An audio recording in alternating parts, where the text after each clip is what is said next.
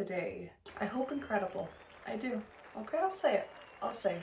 I hope amazing. Okay? For those that are new here, hello, welcome. My name is Cheyenne, and on this channel we talk about true crime related things, okay? Yes. I will be wearing my toque today, as we can all see. A bit of a new vibe because winter has hit us hard here in Canada, and I am not taking this off. Nobody needs to see that, okay? I'm also going to be working on my conciseness, if that's a word. So, yes. Without further ado, let's get this party started. Warning, this in fact is a true crime channel. So because of that, we will be also talking about true crime related things. If anyone here finds that triggering, I would recommend just moseying on over to something a little different, because this probably won't be the channel for you, okay? Okay, yes. So we are going to begin by talking about a man named Richard Humble, okay? So who was Richard? Richard was somebody who loved traveling. He loved exploring the world. He did his whole life. It was something that he always enjoyed. Described as being fiercely independent. But even with that independence, he always had a deep love and care for his family and the people in his life. And I mean, two of the most important people to him were his mom and his sister. And any time that he came back from any trips that he would go on, he would always make sure to bring them something special. Now we're gonna go back to the 1950s. Okay, so back in the 1950s, Richard was 20 years old, traveling around the world, just doing his thing. And during his travels, one of the places he decided to go visit was at the wonderful country of Canada. Yeah, visited Canada, fell in love with it, as you do, it just happens. And so he decided to permanently move to Ontario. And I mean, Richard loved boating, and he ended up finding a job in Toronto where he worked on the fireboats, which I'm assuming are just boats that put out fires. So yeah, he was doing that, okay? He was cruising around on the fireboats. And I mean, Richard loved it, okay? He did that job for 22 years until he retired. He fucking loved the fireboats. He considered himself a proud Canadian. And he decided that when he retired, he wanted to go somewhere in nature. So that's when he moved to a small community of Owashago, which is like an hour-and-a-half drive from Toronto. So it's still like in Ontario, just like a little bit out.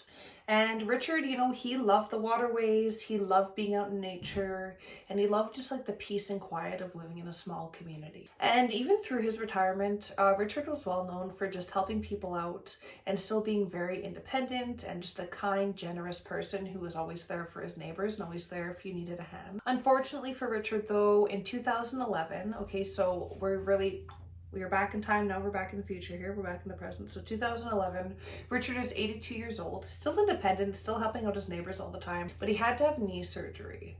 And so because of the surgery, he was gonna need help just like running errands and doing small tasks around the house while he recovered.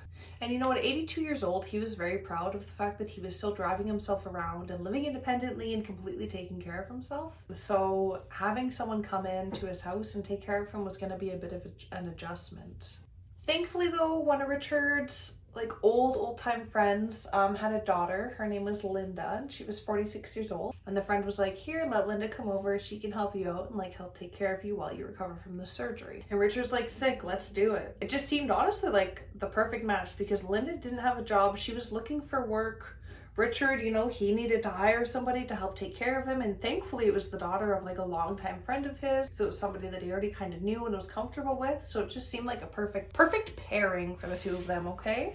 So the agreement was going to be that Linda was going to come in, she was going to help do the chores and cook for Richard and drive him to his medical appointments and just to the store and stuff so that he could still do his running around because he obviously couldn't drive after having knee surgery. Unfortunately though, Richard did not know that Linda had some problems of her own going on in the background, and these problems were soon going to become Richard's problems as well. But before we get into that, let's talk about Linda, okay, so we can get to know her a little better. This person's name technically isn't Linda Brown. It's an alias that I found when I was doing research for this, and it's an alias that I'm gonna use for this person just because I don't know how I feel about actually giving the names of the murderers and giving them recognition. I feel like they don't really deserve any recognition. So we're gonna try this alias thing today and see how it goes. If we like it, we'll continue. If not, I don't know. Honestly, I don't know. I just really wing it every week, so we'll see what happens. Okay? Thank you. And she grew up in Mississauga, which is also in Toronto. Yes, never been. And not a lot is known about her childhood or her adolescent life, but we do know a lot about her early adult life, so let's get into that quickly. So in 1999, Linda, okay, she lost a job. It was like this messy, wrongful dismissal case. And so because of this, there's a lot of legal fees. And so Linda ended up asking her brother to give her $200,000 that she was gonna pay back to just help with all of these legal fees and shit.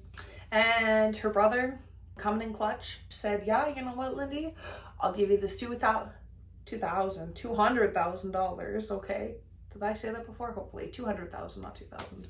$200,000. And this like legal proceeding was drawn out for 8 years, which I mean it's a long time for sure, but Canadian court system is slow, so maybe that's like a normal amount of time for something like this. I really don't know. So in 2007 is when she finally received, so it was like a year after everything closed in court, that she received her settlement from the courts.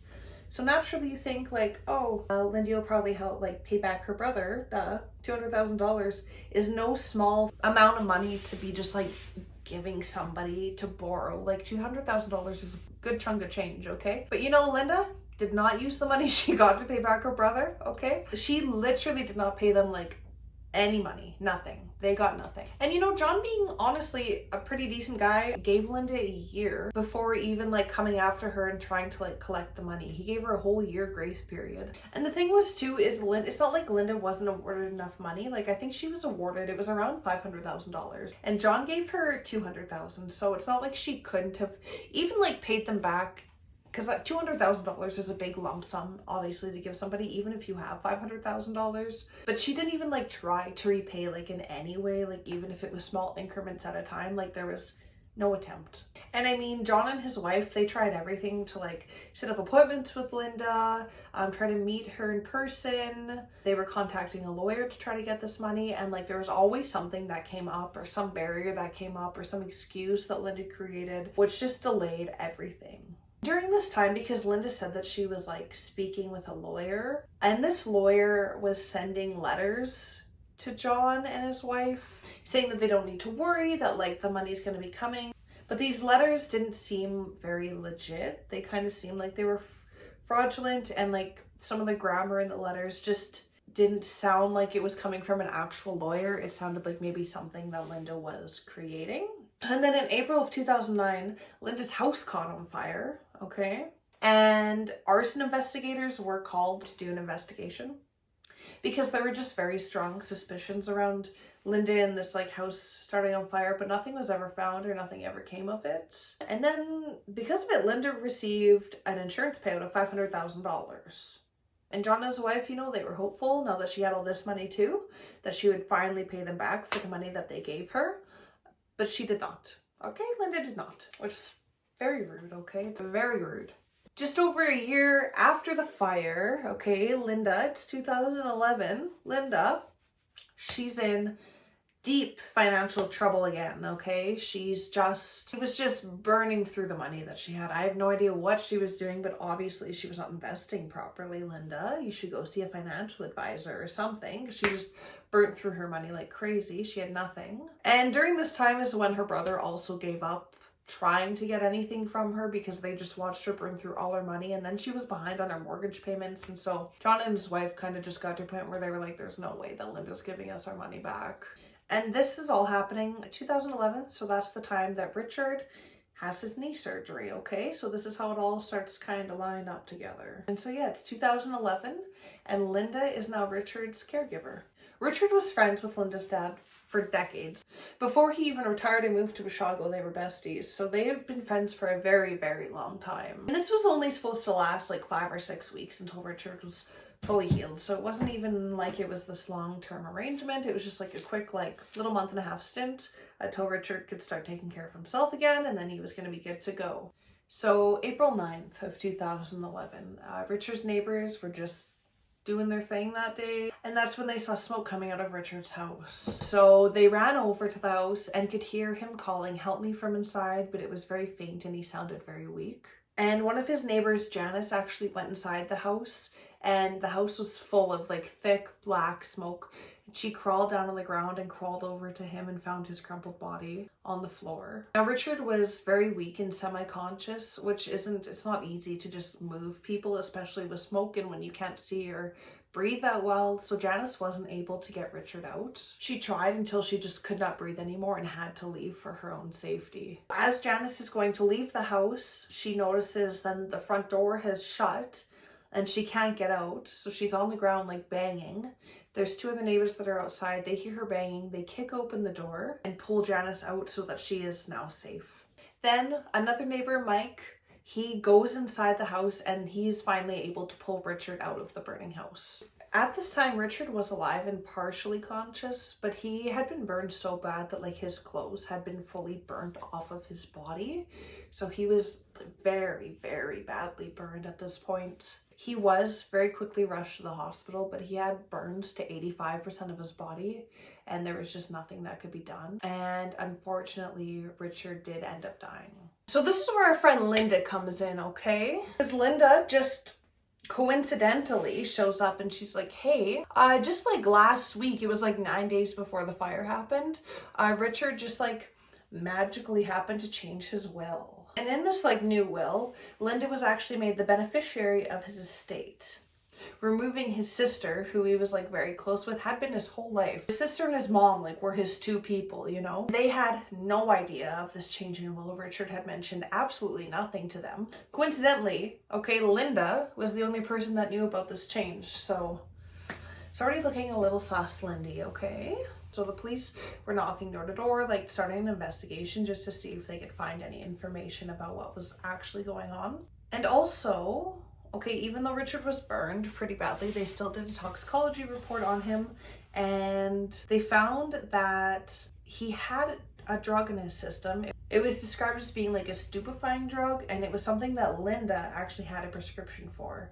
And so there was a very high dose of it in Richard's system at the time of his death. During the investigation, police also found out that the week after the fire had happened, Linda had called her doctor and asked for a refill of the prescription because she had lost her last bottle. She lost it inside Richard's body, okay? That's where she lost it. And I mean, police are starting to piece things together because Linda also had a home at one point that burnt down and now here's Richard's house burning down. Like there was all these little pieces kind of slowly getting put together. So police finally on April 22nd of 2011 brought Linda in for an interview because things just really weren't looking good for her. So Linda comes in, she's talking to police. Apparently she was just very relaxed and chatty and like giggly the whole time.